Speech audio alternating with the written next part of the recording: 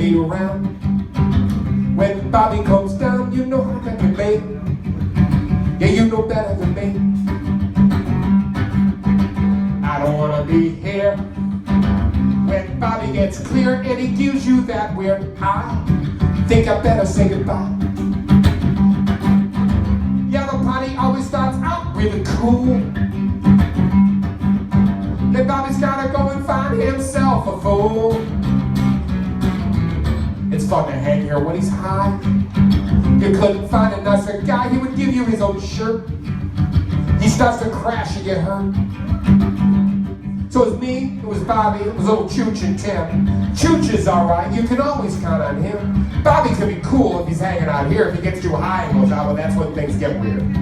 So we're going to the Toddler House to get something to eat. The food's pretty good at 3 a.m., but this time it was beef. We're sitting at the booth, to tell you the truth. Bobby's throwing shit around, he's acting real uncouth. And I figure it's only moments till the manager calls the cops. Bobby gets all quiet, down in his eggs he drops. He passes out the table, he wakes up and heaves, and there's vomit all over the counter, and he pays the check and leaves. And he's almost to the corner, out comes the waiter. Bobby says, get the fuck off me, man, I wasn't sick until I ate here. Bobby smacks the waiter, blood out on his nose. Chooch says, hey, with Bobby, man, that's just the way it goes. Well, Bobby feels bad from what I can guess, because the next day he sends a mop to the Toddler House, UPS. He lights a big fat one, stretches his legs. He says, oh man, I gotta learn how to put that chili on my eggs. Yeah, the party always starts out really cool.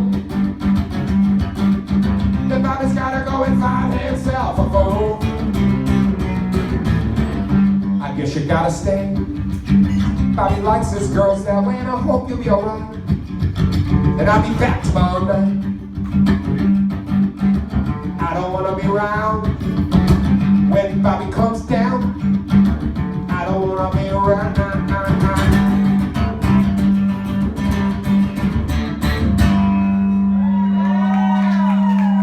Well, this is the same incident taken from a different perspective for you Rashomon fans. I know we got a lot of big, how about Kurosawa? We got a lot of big Kurosawa fans here. Okay, great.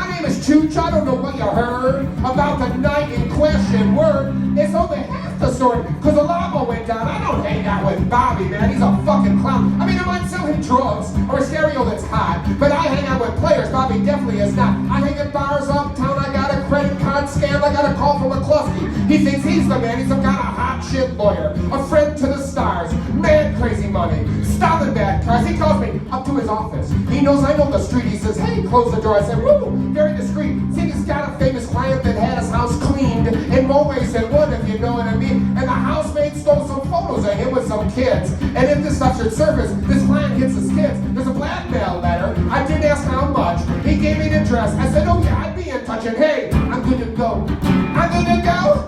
I'm good to go. I'm Chooch, no, you know.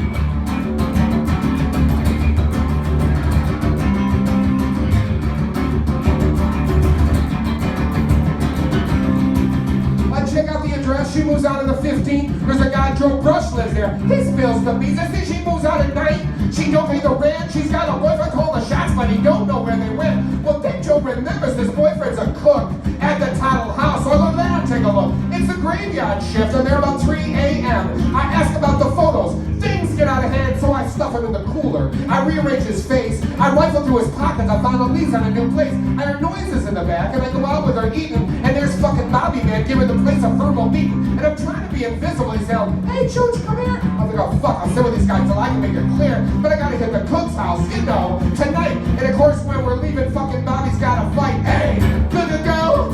I'm good to go. I'm good to go. I'm Chooch, don't you know?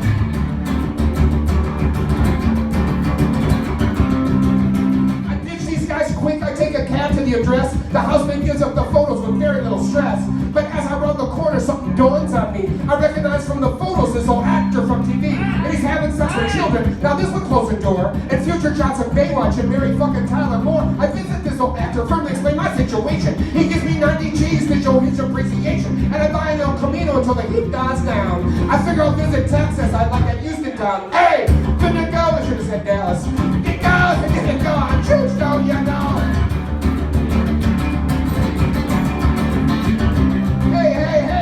Hey, Baldy, you're always writing their songs about Bobby and Nancy and Joe Brush. Why don't you write something about me, man? Could go like this.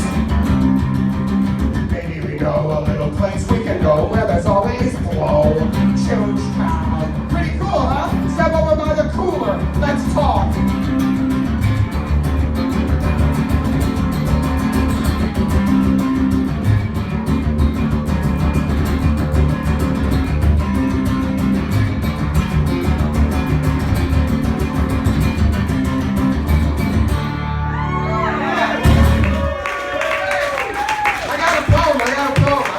Do it. I haven't done it a long time. See if I can do it. But this is what my friend. This is another true story, my friend. What do you know? It's Piccolo Joe. They call him that because he's high. No time for fun. There's work to be done. Doing the deals on the sly, and the bullshit will cease. The bartender's grease. Basically, he's got to run. He ain't real vocal, but any local knows where they can cop some. He bellies over like calling out over everyone's ears on the perk. He says the house is on me, and everyone could see he's putting that bartender to work. But when you know, every thank you Joe has got eyes for what's in his hand. His wallet is bulging, a point where divulging a temptation for many a man. But here is a fact: no one will act, because in seconds they'd be less than a hoot. Guarding that loot, there in his boot, Piccolo Joe is just itching to shoot. He pays for the round, then settles down to a table way in the back, quiets a thirst and waits for the first nibble his bait will attract. Courting a monkey, see Bobby's a junkie, long since forgotten bashful time. What are you, a fool? I'll hit you with the stool. See, Joe ain't dealing no dimes, but to show he's big-hearted, since he got Bobby started, he'll turn him on to a line. But no, he don't want to buy his leather coat. What are you, fucking asinine? They head for the John, now the party is on. Now several boys got to pee. A coincidence, but they commence in the hopes of catching a buzz for free. See, it's Friday night, and if all goes right, I've seen as much as $1,200 go down. Some cop and run, they're in it for the fun. They don't want to be seen hanging around, but some stay for the show, because you never know what's going to happen or when. Someone gets busted, someone gets busted, and tomorrow we do it again. I never heard more talk of the big score than I did hanging around that bar. Everyone's motto was fuck the lotto, a drug deal is sure by far. Joe had to wait till they would dry up state, then he told them he was the man. I seen him in brawls, I knew he had balls, but I was surprised when he bagged 30 grand.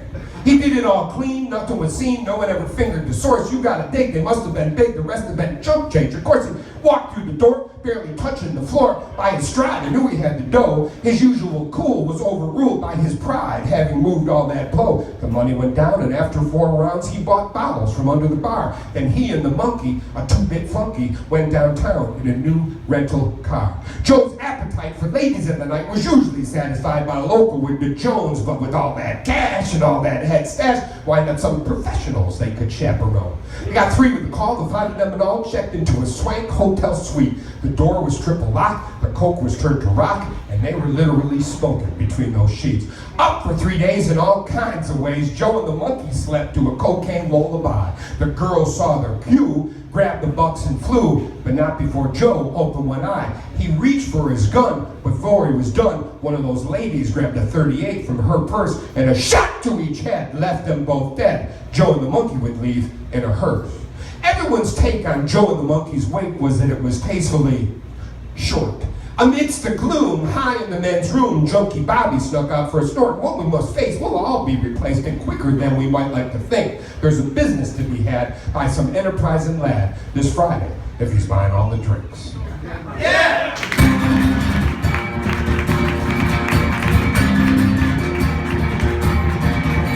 Another true story of my buddies.